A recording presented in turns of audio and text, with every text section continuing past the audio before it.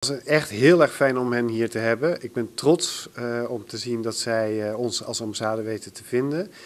Vooral ook omdat Aruba gewoon iets echt heel erg moois te bieden heeft voor Peru en de omliggende landen. En ja, het is leuk om dat te horen wat ze allemaal komen brengen.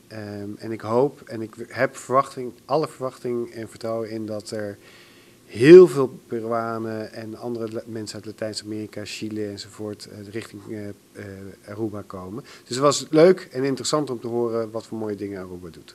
Wat kan de ambassade voor Aruba doen in deze situatie, in toerisme? Nou, eigenlijk is het werk vrij makkelijk, want Aruba verkoopt zichzelf. Maar wat wij kunnen doen is de mensen hier in Peru wijzen op alle mooie dingen die Aruba heeft. En daar zullen we graag de autoriteiten bij helpen.